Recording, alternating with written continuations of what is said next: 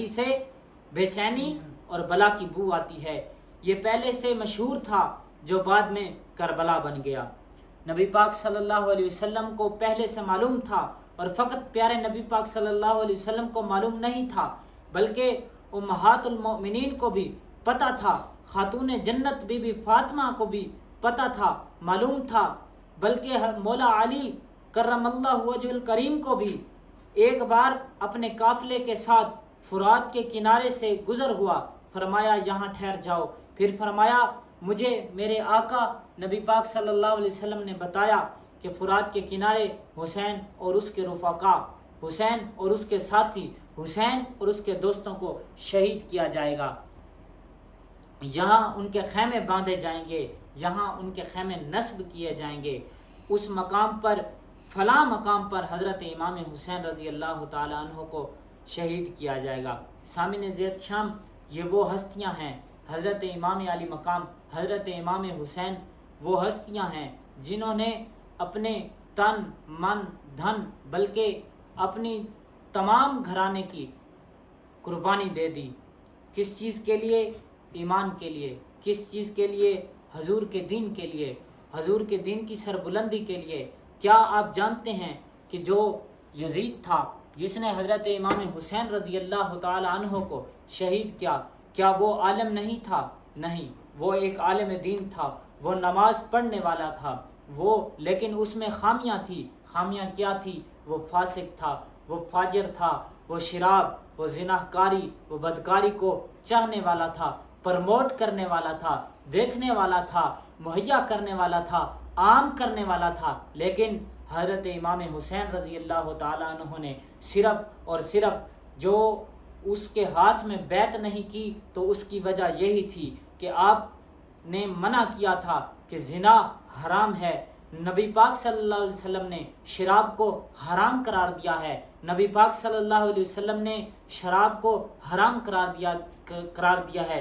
چونکہ یہ تمام چیزیں غلط ہیں تو یہ دین کے خلاف ہیں۔ حضرت امام حسین رضی اللہ تعالیٰ عنہ کو معلوم تھا کہ اگر میں نے اس یزید کے آگے سلنڈر کر دیا، اگر میں نے اس یزید کے آگے سر جھکا دیا تو کل اس دنیا میں فحاشی ہوگی، کل اس دنیا میں عریانی ہوگی، کل اس دنیا میں بے حیائی ہوگی، کہیں بھی دین کا نام لینے والا نہیں ہوگا، کہیں بھی دین کی سرشاری نہیں ہوگی، کہیں بھی دین کا پرچم، دین کا علم بلند نہیں کیا جائے گا۔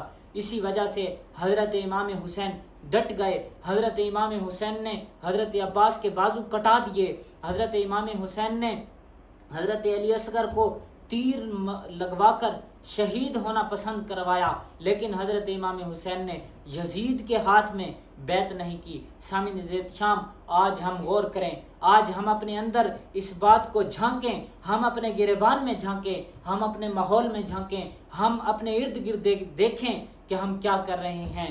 ہم اپنے آپ کو حسینی کہتے ہیں، ہماری سوچ حسینی ہے، ہم کہتے ہیں ہم سب سے بڑے حسین کے حبدار ہیں، ہم سب سے بڑے حسین کے چاہنے والے ہیں، ہم سب سے بڑے اہل بیت اطہار کے ماننے والے ہیں، لیکن افسوس ہمارا کردار حسینی نہیں ہے، افسوس ہمارا معیار کی حسینی نہیں ہے، افسوس ہمارے اعمال حسینی نہیں ہیں، ہمارا رنگ ڈھنگ، ہمارا چال چلن حسینی نہیں ہے۔ سامعین زید شام، آج ہمیں اس بات پر غور کرنے کی ضرورت ہے۔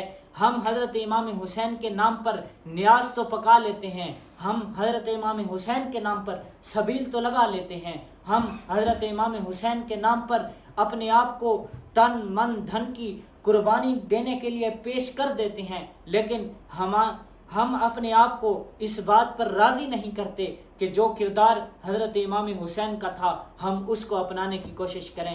ہم دیکھیں ہمارے اندر کیا کیا خامیاں ہیں، نہ ہم نماز پڑھتے ہیں، نہ ہم روزہ رکھتے ہیں، نہ ہم حج کی پابندی کرتے ہیں، ہم حقوق اللہ کا دھیان نہیں رکھتے، ہم حقوق العباد کا دھیان نہیں رکھتے، ہم صرف رسمی اور موسمی حسین کے چاہنے والے ہیں، ہم رسمی اور موسمی اپنے عقیدے سے محبت کرنے والے ہیں۔ بس جب ہم دیکھتے ہیں فلاں موسم آیا فلاں رسم کو ادا کر لیتے ہیں، فلاں موسم آیا فلاں رسم کو ادا کر لیتے ہیں۔ سامعین زید شام، ہمیں سوچنا چاہیے، ہمیں اپنے اندر، ہمیں اپنے گریبان کے اندر جھانکنا چاہیے اور کوشش کرنی چاہیے کہ ہم اپنے کردار کو، ہم اپنے چال چلن کو، ہم اپنے رنگ ڈھنگ کو حضرت امام حسین کے کردار کے مطابق بنائیں۔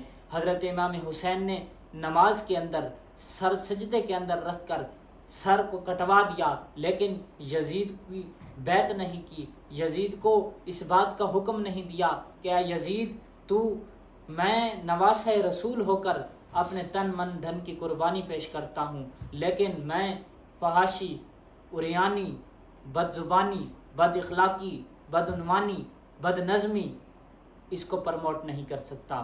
یہ حضرت امام حسین کا درس تھا، یہ کربلا کا درس تھا، یہ ان نواسوں کا درس تھا جو اس عظیم اور اس عالی شان اور اس بہت بلند دین کے لیے انہوں نے قربانی پیش کی۔ سامعین زید شام، اللہ تبارک و تعالیٰ کی بارگاہ میں دعا ہے کہ اللہ تبارک و تعالیٰ ہمارے کردار کو، ہمارے اعمال کو، ہمارے چال چلن کو حسینی بنائے، ہمیں حضرت امام حسین رضی اللہ تعالی عنہ کے طور طریقے پر چلنے کی توفیق عطا فرمائے۔ وما علینا الا البلاغ۔